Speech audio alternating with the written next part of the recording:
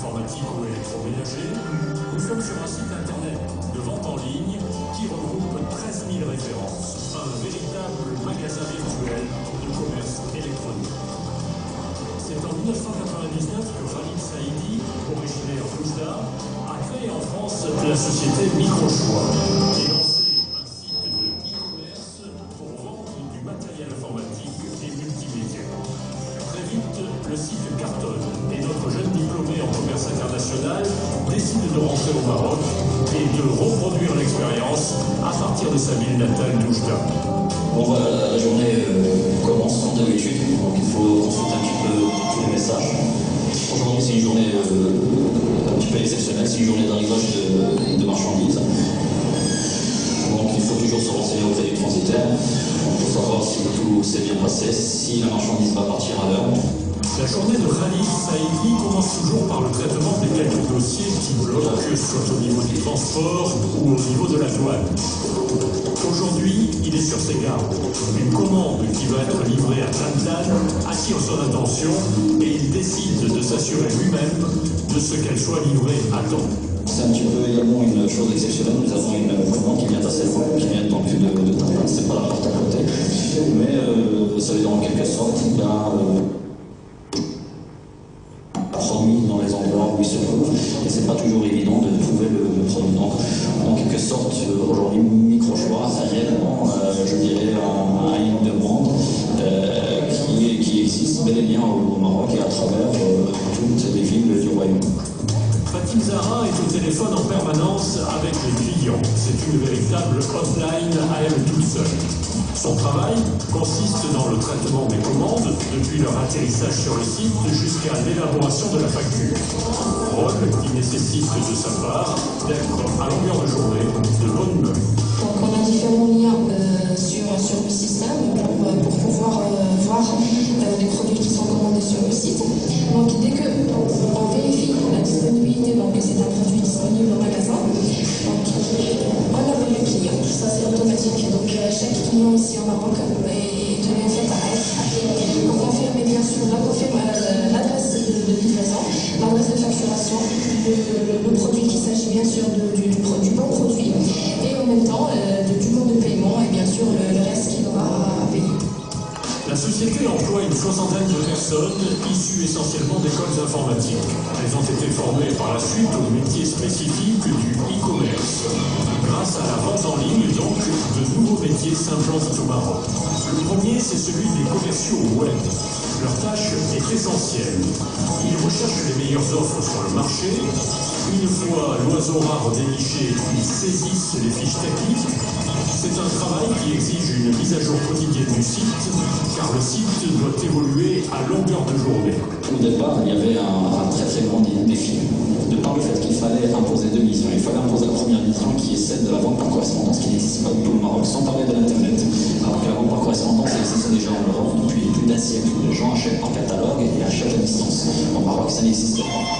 La deuxième chose qu'il fallait imposer également, c'était l'achat par correspondance et par Internet. D'accord ? Donc c'était un pari qui était quand même assez, je dirais, au départ assez risqué, mais on a supposé qu'il n'y a aucune raison que le client marocain soit différent du client français, allemand ou autre. Deuxième métier nouveau, celui des développeurs. Ils s'occupent des statistiques et des modules de facturation. Ils archivent également tout ce qui se passe sur le site, le parcours des visiteurs, le nombre de colis ou de commandes réalisées.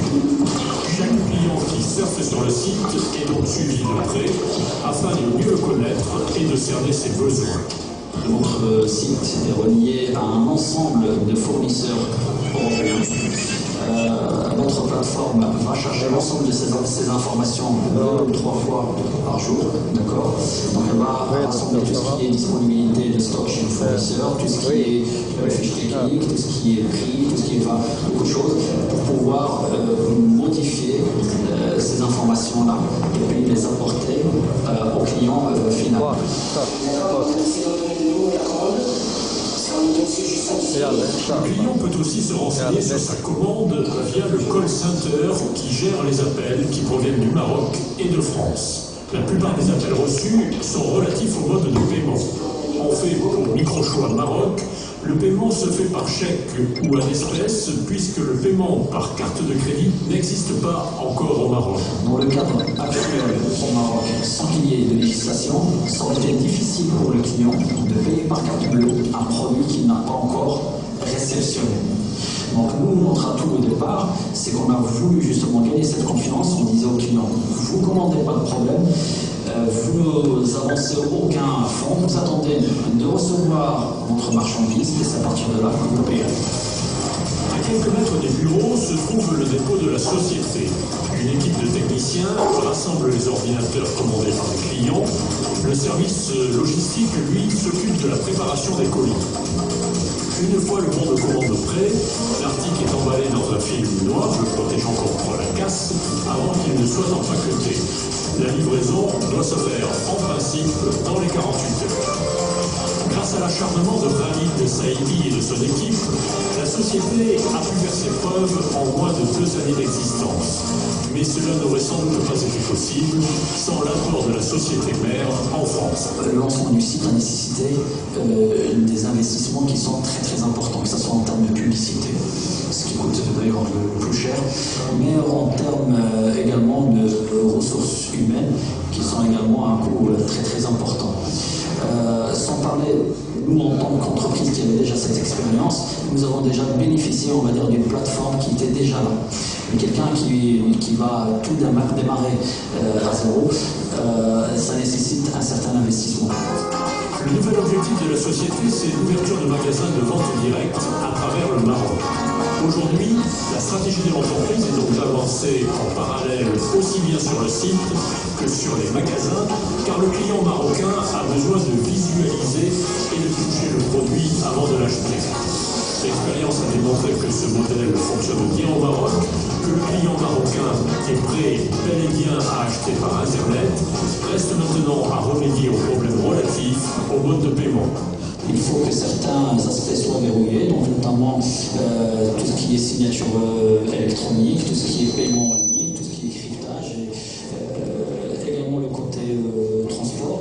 Et une fois que tous ces éléments-là seraient verrouillés d'une part, je dirais, des pouvoirs publics et des entreprises qui contribuent comme les messageries, tout ça, je pense qu'on peut avancer avec un marché qui sera générateur certainement d'emplois demain, qui sera générateur de richesse et qui donnera la possibilité aux consommateurs de consommer autrement, c'est-à-dire l'adapter et l'adopter comme étant un modèle de distribution à part entière, comme c'est le cas de la grande distribution qui a mis un certain temps pour s'imposer, comme c'est le cas du commerce de détail. Le commerce électronique, c'est une réalité. Vous commandez, vous recevez votre produit, en tout cas en ce qui concerne Microchoix, au jour d'aujourd'hui.